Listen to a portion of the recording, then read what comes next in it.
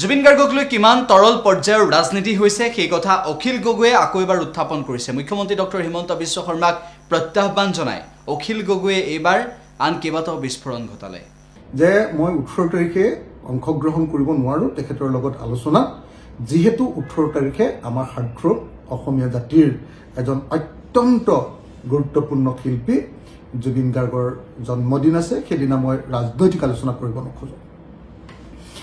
তো কিন্তু আজি মই দেখিবলৈ পালো যে অসমৰ মুখ্যমন্ত্ৰী ডাঙৰীয়া যি সদায় সাধাৰণতে তৰল কথাৰে প্ৰখ্যাত হ'বলৈ চেষ্টা কৰে, তৰল কথাৰে সংবাদ মাধ্যমৰ সদায় শিৰোনাম দখল কৰিবলৈ চেষ্টা কৰে, তেখেতে আজি সংবাদ মাধ্যমৰ আগত দুৰ্ভাগ্যজনকভাৱে মন্তব্য কৰিছে যে অখিল গগৈয়ে জুবিন গাৰ্গৰ জন্মদিনৰ দিনা শাৰদ পাৱাৰৰ লগত ৰাজনৈতিক আলোচনা কৰিছে বুলি তেখেতে মোক আজি দোষাৰোপ কৰিছে। মই অসমৰ মুখ্যমন্ত্ৰী ডাঙৰীয়াক উত্তৰ দিব নোখোজো, কাৰণ তেখেতৰ কোনো ভেলু নাই বুলি আমি জানো, তেখেতৰ কোনো ওজন নাই বুলি আমি জানো, তেখেতৰ কোনো মূল্য নাই বুলি তেখেতে যেতিয়া তেতিয়া ফটোৱা কথা কৈ থাকে বুলি আমি জানো।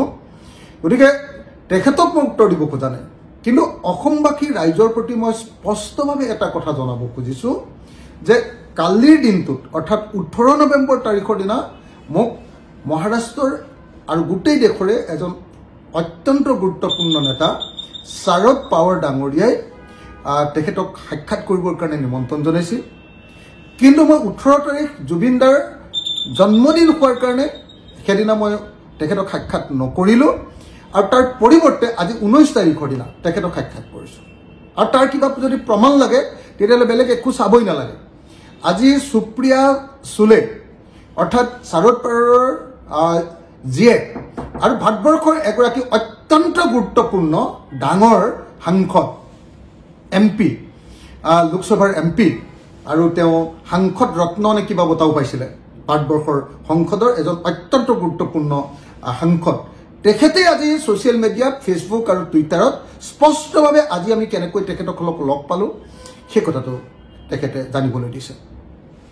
গতিকে মই অসমৰ মুখ্যমন্ত্ৰীক এনেকুৱা ধৰণৰ টুলুঙা ৰাজনীতি নকৰিবৰ কাৰণে, তৰল ৰাজনীতি নকৰিবৰ কাৰণে সকীয়াই দিছোঁ। তেখেতে এনেকুৱা ধৰণৰ দুষ্ট ৰাজনীতি নকৰাৰ প্ৰয়োজন, তেখেতৰ বয়স হৈছে, অসমৰ মুখ্যমন্ত্ৰী, এটা সাংবিধানিক পদত থকা মানুহে এনেকুৱা ধৰণৰ লাং ফাং কথা কৈ ৰাজ্যখনৰ মৰ্যাদা হৰণ কৰা কেতিয়াও উচিত নহয়। এইটো অসমৰ মুখ্যমন্ত্ৰীয়ে জনা দৰকাৰ।